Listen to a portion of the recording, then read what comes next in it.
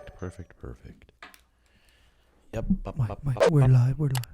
Okay, everyone. Fucking great to be back. Episode 40. We had a bit of a hiatus. Last week, JX was sick. Sicker than a dog. Too many drugs at once, and it knocked him down. Knocked him down a few fucking steps. But last week's episode, I did at my house. I just did it over on my webcam, and it's on Patreon only. But episode 40, this episode is sponsored by Cushy. I've been really enjoying this Cushy stuff. Stress, anxiety, sleeping problems, trouble quieting your mind. These are common problems, but they don't have to be so bad thanks to Cushy Dreams. Cushy Dreams specializes in high-quality, legal cannabis. That's smokable CBD and smoke with Delta-8 THC. CBD has been shown to help with anxiety, depression, inflammation, and pain relief without the high. And Delta-8 is similar, but with some added euphoria. I've been smoking one when I don't want to get fucking blasted off. They have different kinds. They have a hustle kind, a create kind, a relax, a calming, a dreams kind. So when you don't want to get just stupid fucking high, but you want the benefits of some CBD, I've been enjoying these, especially if you like puffing on a little something. Whether you want to smoke beautiful bud or pre-rolls, Cushy Dreams has you covered. Their popular pre-roll joints are rolled in organic hemp paper and feature an even, slow burn. Flower is available in 1/8 of an ounce, nitrogen-sealed cans, and now humidity-controlled half-ounce and full-ounce Mylar bags. They offer indica and sativa strains, and you get to pick the mood you want to experience. Relax, create, hustle, peace, energy, or dream. The flower looks and smells, tastes just like high-quality marijuana, and it's always organic. Has low THC, under 0.3% THC. It is top-shelf cannabis that ships discreetly to you, so you can hide it from whoever you need to hide it from. Which, I don't think you should ever fucking have to hide any of your bullshit, but discreetly to you and directly to all 50 states. Go to cushydreams.com. That's KUSHY dreams.com. At checkout, use promo code Redhawk for 25% off your next order. Yep, 25% off. Smoke your CBD and Delta-8 with promo code all caps Redhawk. REDHAWK. And get 25% off today. Cushy Dreams. Thank you very much. Okay, tons of shit to talk about today. We were supposed to have my friend, who's a gynecologist, aka puss doctor. We were going to have the puss doctor on and ask him some questions. I was going to ask him some shit like, okay, what age did you know you wanted to be a puss doctor? And was it your dream to become a puss doctor? I wanted to ask him the most common STDs that he sees in his practice of gynecology.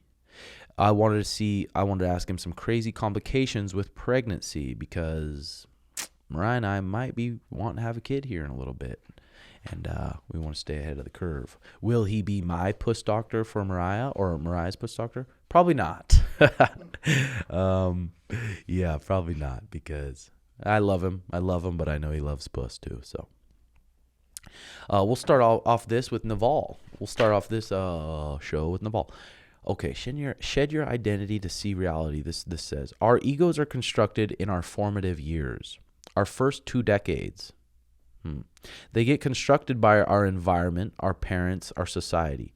Then we spend the rest of our life trying to make our ego happy. We interpret anything new through our ego. How do I change the external world to make it more how I would like to be? That's interesting. I mean, every time I fucking run into a douchebag, I want to beat him up. I mean, I don't always want to beat him up, but I have a certain emotion that comes up about them. But then I think about it rationally, and I'm like, okay, they didn't create themselves. Their parents created them, and they don't even, I mean, they're just like their fucking parents. And then people who complain about their parents are like, yeah, my parent was a piece of shit. Well, their parents created them, so their parents were probably pieces of shit too. Yeah, so the Naval, Almanac of Naval. You've been reading it, haven't you, Jay? Yeah, it's super good. I always read it or I'll listen to his pod on Spotify. You know, he has clips. Yeah. I've listened to his pod with Joe Rogan 3 times. Oh yeah, I was listening to that. And I think with the books I've read so far, I've just been trying to go back and keep reading them. I mean, here and there, read a chapter here, put down that book, grab another book, read a chapter. Because all the books that I've read have kind of put me into the place and gave me the mindset I have now. So if I keep it fresh in my mind, I think it's good. Yeah, that's what he says. He likes to read. He'd rather read the 100 books over and over than like. Yeah, that's right. Just a bunch He of did say random that. Stuff. Yeah. What else has been going on? There's been a lot going on. I started the Kim Kardashian show, the newest season. And it's good. I mean, if I could have fucked one of the Kardashians. Who's the younger one with the fake lips? Is it Kylie? I think it's Kylie's the tall one, right? Kylie's the one that dated Travis Scott, I think. She has like the lip stuff. If I was to pound, I would probably pick her. She's just so cute. But I feel she was cuter without her fake lips. She's still super sexy now. But if I was to date one look-wise, I'd date the other one. I like the other Kendall. Younger one. Kendall. Yeah. Yeah, I think she's just natural looking. Yeah. She's super hot. It's crazy. I think it's Chloe, how much different she looks. Oh, yeah. And those are probably some of the best surgeons out. So she looks still good. I mean, you can tell she's been worked on, but she still looks good. Like her tits, they aced her tits. I think those tits are just like nice. And I think they're fake. Maybe or maybe not, but they're real nice. The butts are a little absurd. I don't really know. I don't really know if it would be nice putting a pounding on a butt like that. What do you think? I don't know. I've never been attracted to like overly dramatic, like exaggerated butts like that. I think it just looks like, I think it's cool for the moment, but like long term wise, it just looks like just saggy and shit, you know? Yeah. Long terms, I would love to, like, it probably doesn't have like cottage cheese butt. It's probably pretty smooth. If it's fake though, I wonder how it like ages and like, yeah, you know what I mean, how it looks. Or I wonder if they can take out that whatever they put in and then put fresh stuff in. Well, that's what they were saying, that like Kim Kardashian got like a butt, like they were saying her butt was fake, and then I guess there was a picture that came out where they said that she reduced her butt. So I don't know if she went like back to her normal butt or what. Dude, because it is fucking absurd, dude. Have you started the new Kardashian at all? I watched I think 2 episodes. I think there's only 2 or 3 out, right? I don't know. There's 3 out. Okay. There's 3 out. I think I have. So that's good. Kim makes between $7.5 million and $8.3 million per season of the Kardashians. It's insane.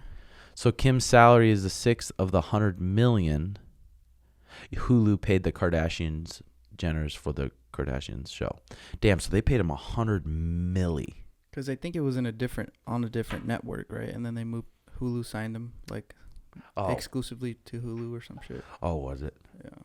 Because, I mean, there's probably a lot of people that got Hulu just because of that. Oh yeah. Because those girls. You see how everybody was like, "Oh, Netflix is done," because they were saying that they were about to start adding commercials and stuff. Really? Yeah, but I don't know if it was fake or what, but it went pretty like viral on Twitter, and everybody was like, "Oh, like what? Like Netflix is done." Fuck. Well, that's the thing. I mean, anytime a platform starts blowing up with serious numbers, there's gonna start to be commercials and ads and money making shit. That's why I like YouTube though, because you could pay like a premium, so you don't get ads. So I'd rather pay like a subscription, so I don't have to see ads. So yeah. Well, Hulu gives you that option. They give you, they do? And I think it's $3 more to get no commercials. Yeah, but commercials, fuck that, dude. I hate commercials. Do you? What do you think during it? I hate every time. It throws off the flow of everything. Oh, I know. Well, like, imagine listening to music and you're bumping, and then you get a commercial every 2 minutes. Oh, God, like you're really into a song, or if you're really into a movie or a show. Yeah. It's really throws a fucking kink in my day, doesn't it? So being sick, what was it like being as sick as you were? I'd never been that sick, or it's never taken me that long to recover off of like, but I did a lot of shit. That was the most fucked up I've gotten in a while, like probably ever, honestly. And then on top of that, like I'm older too, you know, so. I would love to see, I'll get a test for us both to test our biological ages. Oh, I wonder if you could do that. Yeah, I wonder. How do you do that? I honestly don't know. I think you send in some shit. I know Thorne has it. Thorn has it. Speaking of Thorn, I'm going to put a link in the bottom of the bio. All the listeners get 15% off Thorn. And you heard the pod with Dan Garner about how quality that shit is. He's a fucking scientist. There's a reason all the UFC athletes use it. Yeah, Thorn, 15% off all the shit. I just started taking it again. Did you? Yeah. If you're a Patreon member, you get 30% off. So if you sign up for Patreon, which helps support the pod, you get 30% off. 30% off is fucking pretty fat. And they have like Catalyte, electrolytes. They have your magnesium, creatine. Anything you need, Thorn's got it. And it's got it quality, which is fucking nice. So it was a nice hookup that they decided to give our listeners. And we'll put that in the link. Yeah, but dude, I think you took 2 different types of boner pills, right? I don't know. I was just taking whatever you guys would give me because I took some from Trev, and then I remember you threw one, and then I found the pool or in the jacuzzi. Yep, that was a Hims. I was like, that was damn, I found the jacuzzi. Fuck, you should have dived in. But then I ended up getting another one somehow. Huh? I was trying to go like this, like trying to catch it in the jacuzzi. Yeah. That was a wild experience. It was. You know, it's a wild experience when you run through a whole case of Hims. Dude, that was like literally like Wolf of Wall Street. For real, though. Don't you think? Yeah, it was. That's what I thought. Because the funny part was we had this party built up between the group chat all week about what we're going to do. And it rarely happens that those parties turn out the way you expect. I know. That's why parties, I rarely try to have expectations because I'm like, who knows? It could be fucking lame. Yeah, but that was fucking wild, dude. Wild. I mean, once a year turn up like that. And everyone, I mean, talks about, oh, drugs. People look up to you. You talk about drugs. It's like, dude, all you motherfuckers are on drugs. Everyone does coffee. If you don't think that's a drug, you're not that smart. Everyone does prescriptions from the doctor. I try to stick away from prescriptions from the doctor because they're probably not healthy for you. Is MDMA healthy for you? Abusing it? Fuck no. I bet you it's not. Psilocybin once in a while, you're definitely not going to get addicted to that. But I haven't met anyone who's done psilocybin and been like, fuck that. But I'm sure if you're not stable mentally, psilocybin could fuck you up and put you into a serious shit.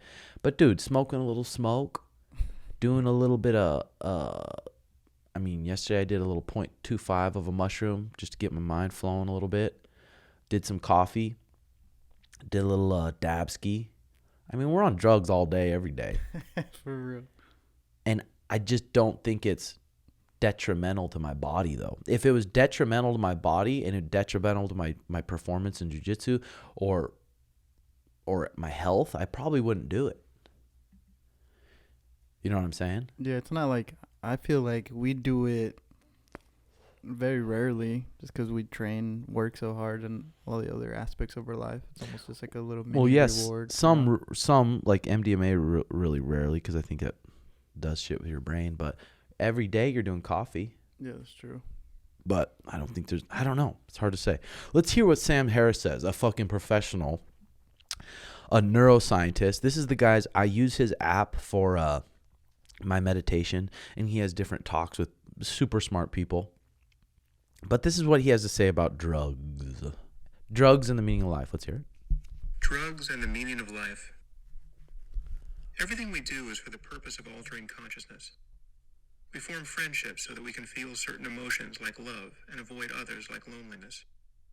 We eat specific foods to enjoy their fleeting presence on our tongues. We read for the pleasure of thinking another person's thoughts. Every waking moment, and even in our dreams, we struggle to direct the flow of sensation, emotion, and cognition towards states of consciousness that we value. Drugs are another means toward this end. Some are illegal, some are stigmatized, some are dangerous, though perversely these sets only partially intersect. Some drugs of extraordinary power and utility, such as psilocybin, the active compound in magic mushrooms, and lysergic acid diethylamide, LSD, pose no apparent risk of addiction and are physically well tolerated, and yet one can still be sent to prison for their use. Whereas drugs such as tobacco and alcohol, which have ruined countless lives, are enjoyed ad libitum in almost every society on earth. Nothing worse than that. Nothing worse than someone who fucking judges you about weed or judges you about a little bit of psilocybin or judges you about a little MDMA, and they fucking do dips or they do dips, or they drink alcohol, and it's like, dude, you're such a fucking hypocrite. And obviously you haven't done any research on this shit. Onward. There are other points on this continuum. MDMA, or ecstasy, has remarkable therapeutic potential, but is also susceptible to abuse, and some evidence suggests that it can be neurotoxic.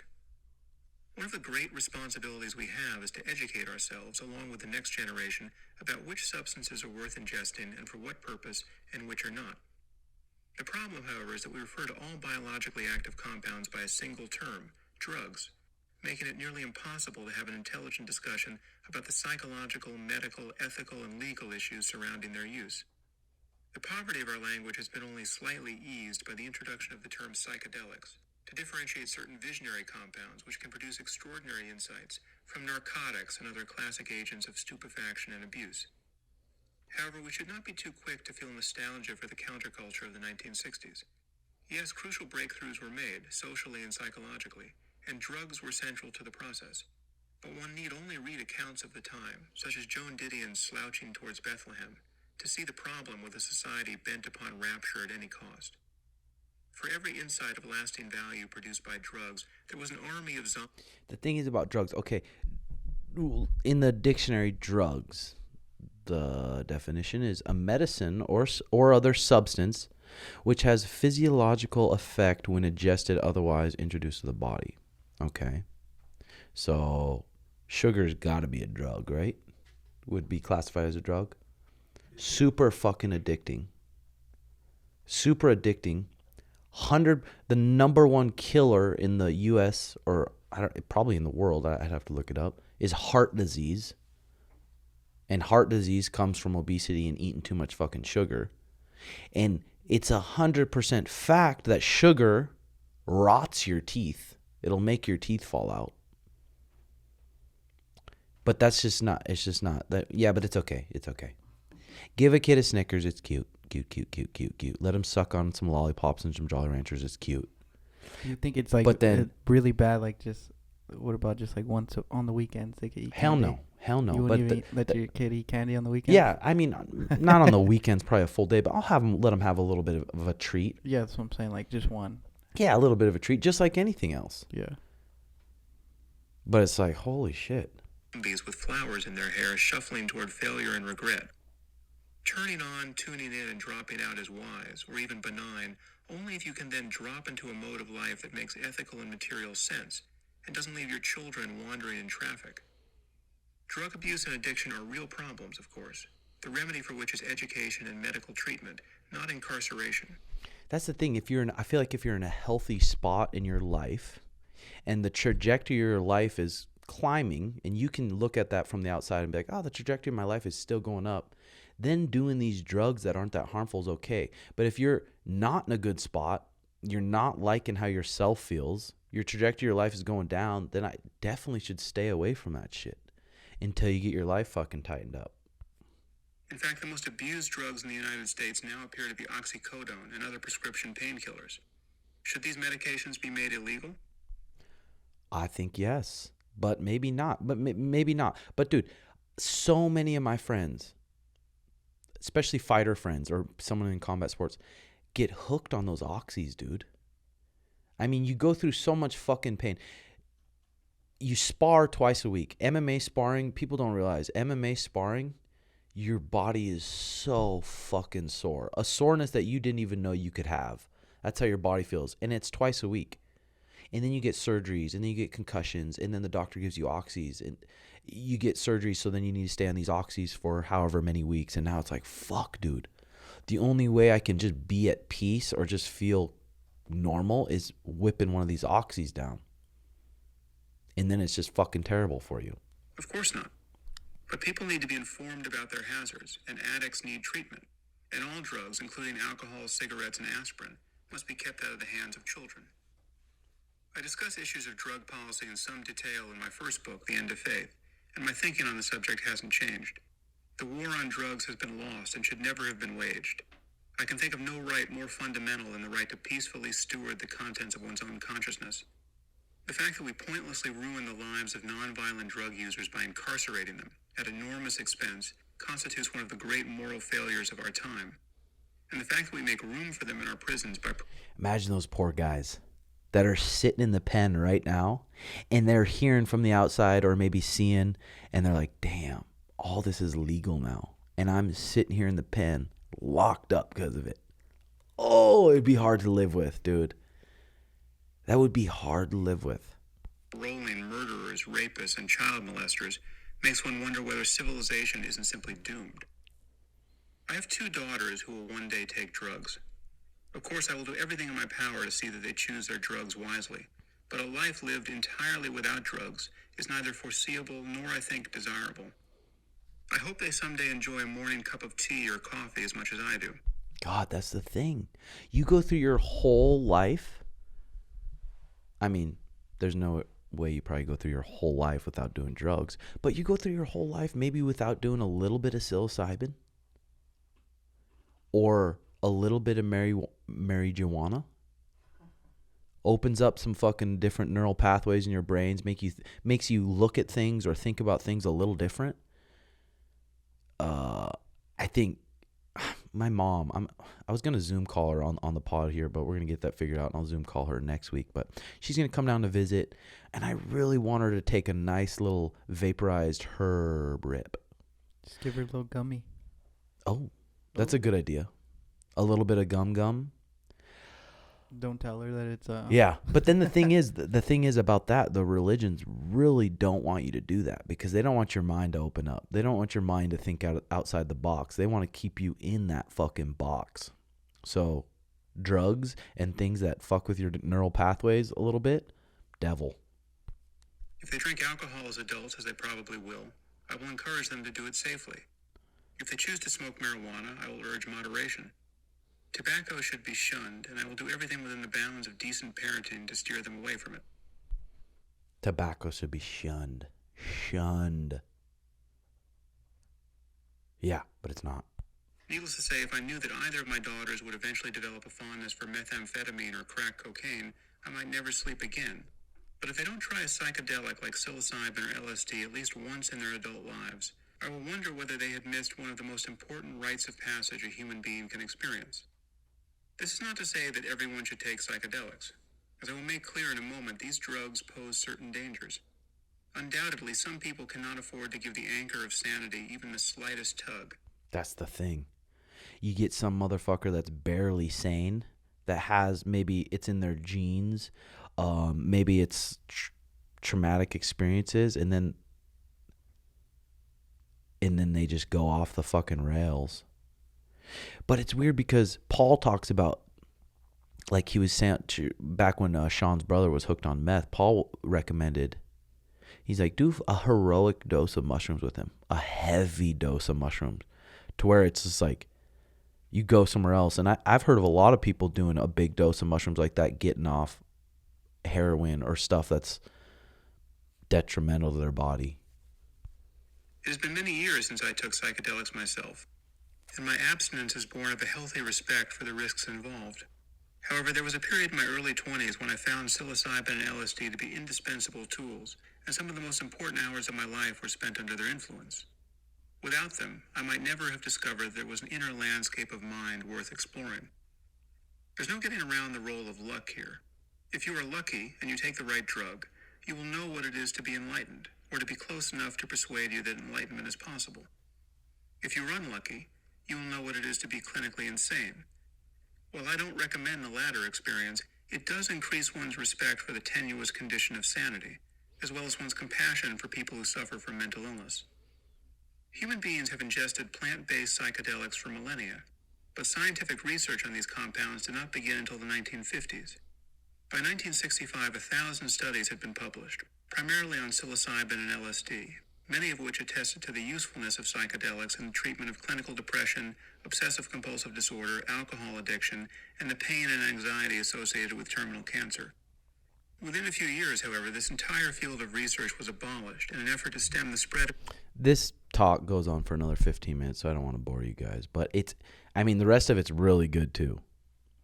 That's on his app or what? That's on his app. It might be on YouTube. It's called Drugs and the Meaning in Life by Sam Harris. It's a good talk, especially for parents who are just so fucking closed-minded and they just don't even, they won't, especially if a kid comes to a parents automatically think my kid doesn't know shit. They just look at you as this little kid. Little do they know, some kids probably fucking know more than them. So showing this to your parent, I mean, God, I don't want to like be a big supporter of like drugs and doing this shit, but I do it. But I'm also healthy and I care about myself and I'm not abusing it and I'm stable mentally. Some would say. Some would say. I don't think you're against it or anything. I think you're just like open. You're just open-minded. Yeah. Okay, so big leak. Big fucking leak. Saturday, July 2nd. That must have been... Dana does those little talks and gets people hyped up for the fight, and it said July 2nd. The photo got leaked. Israel versus Cannonier. Wow. Fucking sweet, dude. Cannonier is the man. If you don't know who Cannonier is or you don't know his story, go back and listen to the pod. I had him on, I think, 4 or 5 pods ago. He's a fucking cool dude. Real cool dude. And the motherfucker works hard. And I think he's fighting the pound for pound. Would you say he's pound for pound best? I think he's one of the most pound for pound scariest dudes to fight right now. How good he is at controlling the distance and the range and how fast he is and how hungry he is. And he's a fucking freak athlete.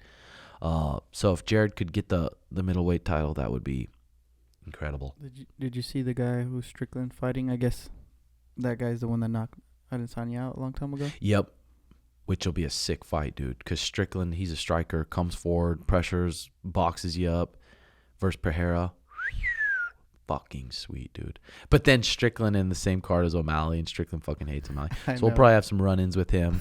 But I've almost trained with, I've been at a couple fight weeks with Strickland, and we were supposed to train a couple times. We didn't get around to it. But I don't mind him, and I don't think he doesn't mind me, so we'll probably hash it out. He's just a crazy fucking dude.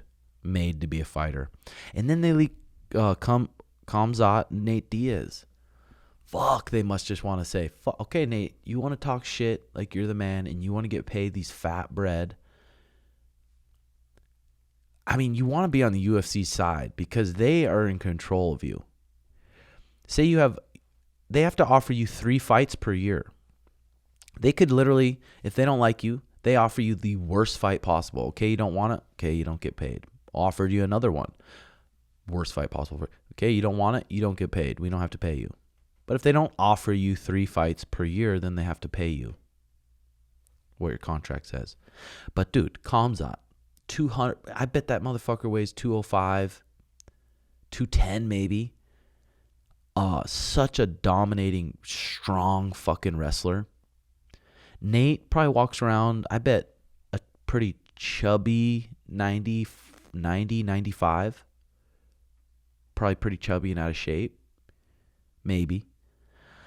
But dude, it would be fucking epic if Khamzat just beat the fuck out of Nate for 2 rounds and then Nate catches him. High elbow guillotine. Imagine. Or a triangle or something just crazy to where Nate's just getting his ass beat and then comes back and wins. Oh, that would be sweet. But yeah, fuck. I hope that's real. I mean, that'll be sick. Like they say it's leaked, but I wonder if it's like leaked on purpose type of thing. Like Cap. But like just like, I don't know, just to make it seem like it's a leak, but they're getting everybody talking about it, obviously, so it's working. Yeah, like what if that was just an edit or something? But the Lauren Murphy Misha Tate fight's real. Now the Sugar Show and Pedro Munoz fight is real. I mean, man, in my opinion, what a fucking good fight for Sugar, dude. This is the perfect fight we wanted. This guy, Pedro, very fucking tough. One of the top dudes in the world for a reason. But he's orthodox and he's short. And he's not like this crazy dominant wrestler like a Merab who just grabs you and holds you, pecks at you a little bit, sits in your guard, puts his chest right under your chin and just holds you there, taps you, holds you there, taps you. Pedro, I mean, look at the fucking list of dudes Pedro's fought. This is a big step up. This is definitely a big step up. He's fought he's fought Cody Garbrandt. He's fought Aljamain Sterling. He's fought Frankie Edgar. He's fought Jimmy Rivera. He's fought Jose Aldo. He's fought Dominic Cruz. He's fought the best dudes. KO'd Cody Garbrandt. But now he's got to fight Sugar Shane. Sugar's 6 foot. He can control the distance really fucking well, similar to Izzy. I mean, I feel like it's a bad fight for Pedro. But we're going to prepare for a 15 fucking minute war and be ready for a 15-minute war. Pedro's going to come out. We know, I mean, he's got decent leg kicks. We know he's going to come out and start chopping the legs, try to get a read on Sean and chop the legs. Of course, he's going to try to pin him against the fence. I mean, every fight for the last, I don't even know how many. Every fight for the last however many, people are like, you got to get in his face and you got to put him against the fence. That's what you got. That's all you got to do. It's like, dude, way easier said than done with that little fucker. He switches his stances so well, and there's not really a pattern to it. You watch it, you're like, oh, there's not really a pattern to it. So they're going to do a lot of film study, do the best they can at watching Sean and the way he moves and certain tendencies he has. But then you get in there, and the little fucker is quicker than you expect. And you get cracked with something you didn't see. And now you get cracked with something you didn't see, and now he starts feinting at you with all his little feints, and you have to respect those feints. Then as soon as you stop respecting those feints, boom, put your lights out. And especially in the in-betweens, when someone's really attacking Sean, trying to put him against a fence or grabbing hold of him in the scrambles, that's where he turns out, cuts a corner, and cracks you. Bang, bang, bang. He's like really good at in the in-betweens of scrambles and different sequences at cracking people where they're not used to being cracked. But dude, fucking props to Pedro. Pedro's fucking 35 years old. Like one of the top dogs, and he's fought everyone. He's taken every fight. Like, what a beast. But this is going to be a real step up. This is the top. What is he, number 9, I think? I'm pretty sure he's number 9. Is he number 10 or 9? So Sean busts him up in a nice fashion. Like, no one KOs him. Jose Aldo couldn't KO Pedro. Dominic Cruz couldn't KO him. Decision against Aljamain, so he can grapple. I'm pretty sure he's a really good black belt. So he's just going to be solid top to bottom. But I think right now, I mean, look, he guillotined Rob Font. We know he's got a really good fucking guillotine. So we got the work cut out for us. About what? I think we're coming up on 9 weeks out, maybe a little less. But it's going perfect. It's not like, the nice thing about Sean, he's not starting from like, oh man, I'm completely out of shape. Still working with Brandon twice a week. Still grappling 3 times a week. And then train with Taquino too. Taquino is a master at holding people against the fence. He's a master at trips and takedowns against the fence. He's the same height. He's 5'6", big lower half, strong as fuck. So it's like just the perfect partner. When Sean's working against the fence, it's just, if you do something wrong with Taquino against the fence, he's going to take you down, or he's going to hold you there, or he's going to force you to give up your back. So having those constant reps with Taquino is going to be a big key in this fight. And then other than that, I think it's going to be another Sugar Show performance. So super pumped about that, July 2nd. Especially if that's the card, dude. That's going to be so sick. If Lauren can beat up Miesha Tate, that'll be awesome. Jared wins the title. Brian Barberina versus Robbie Lawler. Sweet fucking fight. So sweet that Brian got the Robbie Lawler fight. Thought it's going to be a pretty little epic little weekend there. So you were at a restaurant the other day and you had a robot waiter? Oh yeah, I went to this like little Thai spot. Well, like at first it was a person, and then the little robot brought the food to you. And even like the waiters were still kind of getting used to it. We're like, do we grab the food or do you? And the girl was just like, I'll just grab it. We're still getting used to it, but everybody was just like taking pictures of it and shit, tripping out. Damn, I wonder how much one of those runs for a business owner. But I think it's really smart for like, I immediately thought like, this is smart because everybody's taking pictures and recording it, so they're gonna post it. It's like bringing more attention to that restaurant, you know? Yeah, because it's not common, at least not yet. Well, dude, I always think about that. I'm like, having employees would be so hard, especially for a restaurant job. A restaurant job, some restaurants, a lot of the people just don't give a fuck. They come in there, they'll work 2-3 days. You'll go out of your way to train them. You'll train them. So you have to pay another person to train them. And then they're just flaky as fuck. And they just don't show up. It would be so hard to run a business where you have to rely on a bunch of employees. Oh, yeah. It's different when you have an employees that you're paying really well. Then you have an expectation. Like, hey, I'm paying you this. I expect this out of you.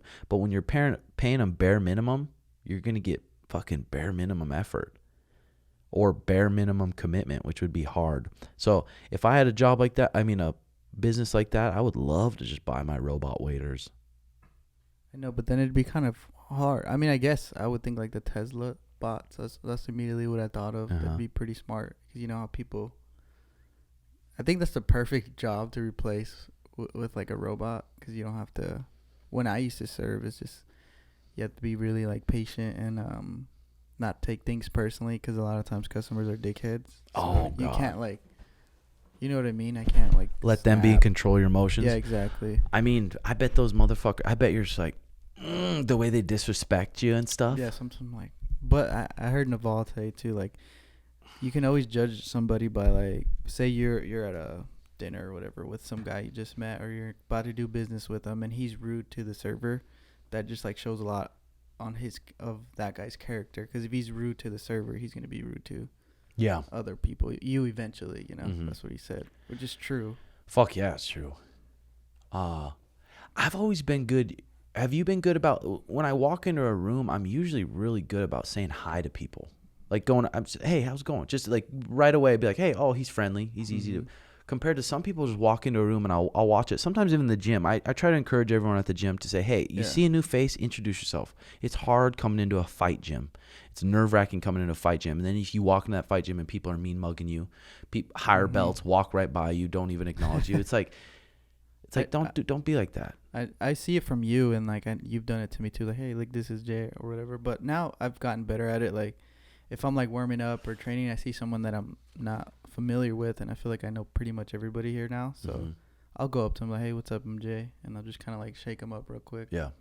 Just to kind of introduce myself. Yeah, and then they're like, damn, so now I got a friend. And then that makes them feel comfortable. Now I got someone I can talk to. It's not like all these people just judging me, especially when there's higher belts around. It's fuck.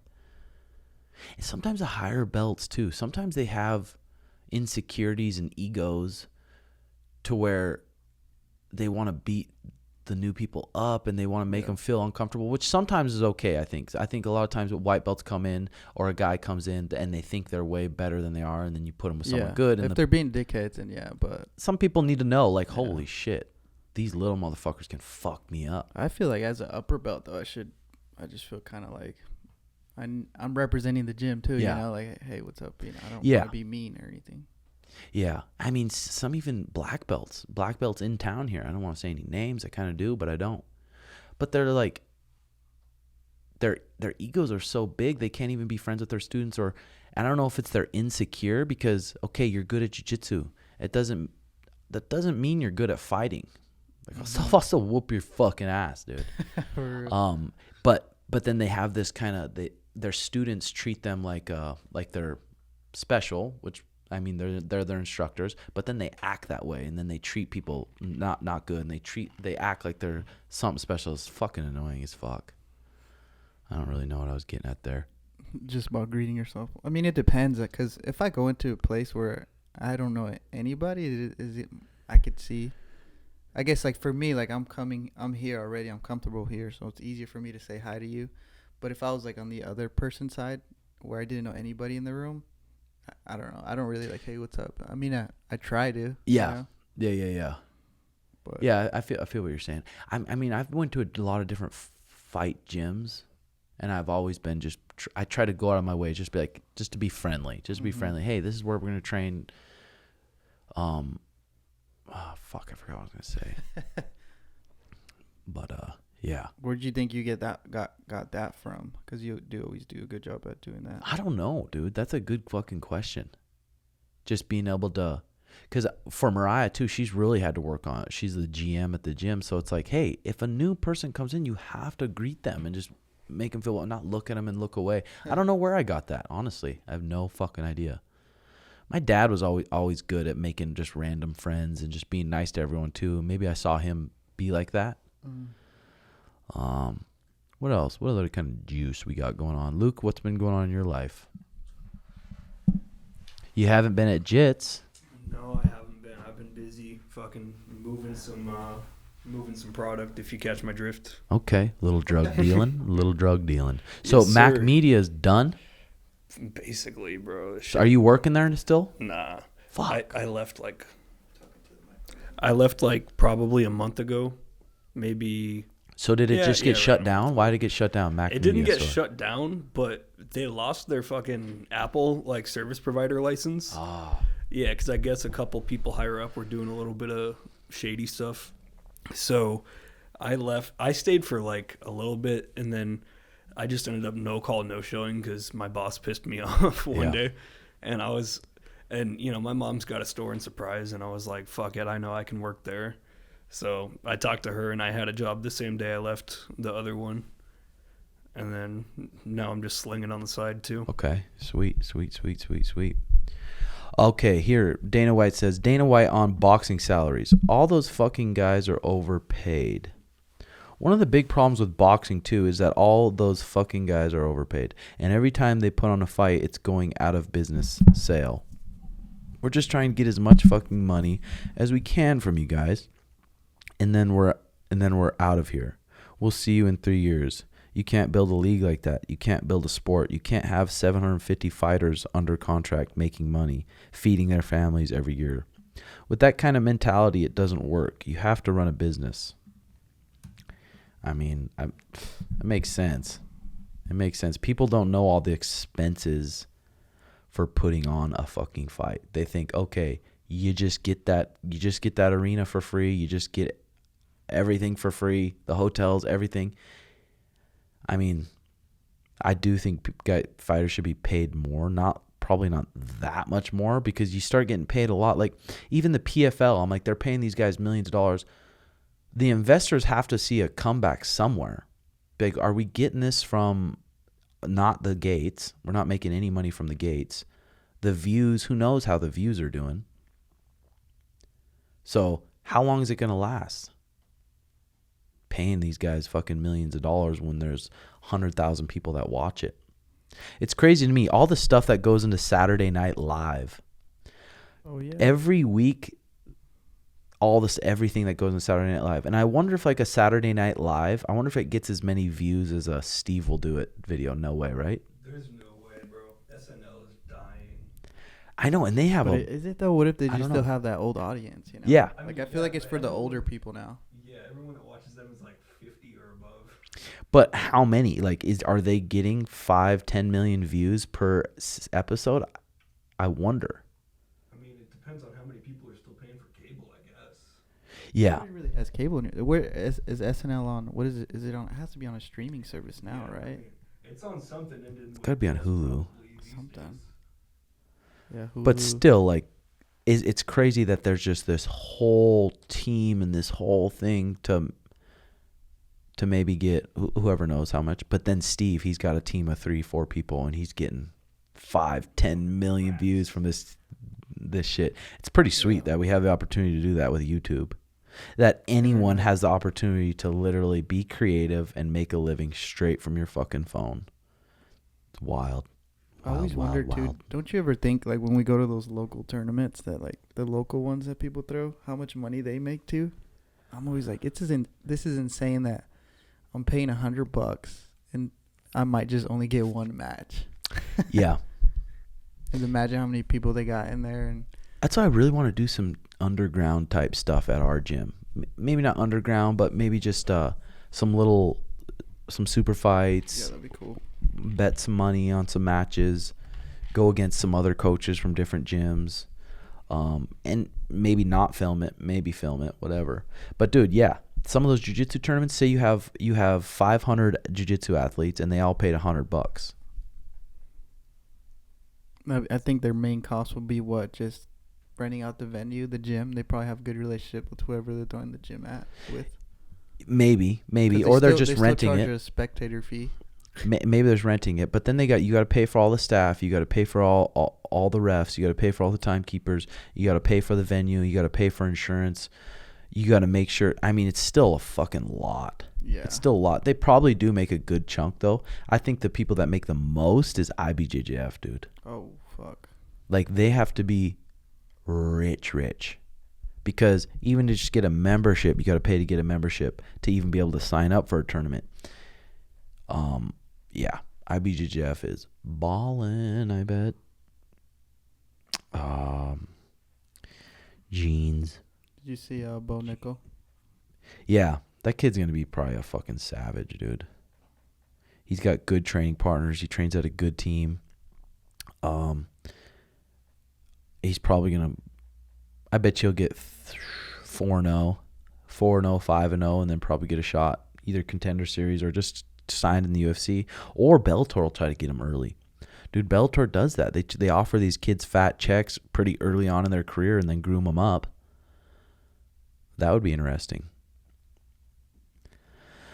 What else is going on today? Today, I'm going to teach in the gi. I'll probably roll in the no-gi tonight. I think that Eric Anders is coming again, so we'll probably give him a little workout. He's got a fight coming up. UFC 185er, nice kid. Other than that, nothing crazy. Gym's coming together. About to start the fight camp for Sean and get a little dialed in for that. Me and Jay are going to North Dakota this weekend for a seminar for some young bucks on the reservation. I'm a little bit, I don't know, dude. I need to look to where we're flying in. I don't know what this is going to be like. I know we should look at the area, what's around and shit. Yeah, or what casino we're staying at. Oh, God, it's going to be. We'll vlog it. We'll do it. That's why I'm bringing Jay. We'll do a little vlog for Patreon. So, I mean, guys, now on Patreon, you're getting a lot of shit. I'm going to start doing 1 15-minute solo talk a week and just have it themed. Whether it's about sex, whether it's about MMA, whether it's about literally whatever. I want to do a little vote on what the theme is. Do one a week. And then you get the Thorn discount. You get 20% off the Redhawk merch. You get a lot of shit when you're supporting on Patreon. But if not, guys, like and subscribe to the page, please. It helps out a ton. It really does. And we're only gonna post quality shit. I think I looked at an analytic that I think 60% of the listeners aren't subscribed. But it's easy. You just like it, and then when I post it pops up. But if not, no problem at all. Jay, should we go get a little bite to eat? Zeke. All right, thanks for popping in, Luke. Thanks, Lukey. And we will see you guys next week. Bye. Sponsored by Cushy. Bye-bye. Peter gonna shuffle in. I'm gonna throw it 2.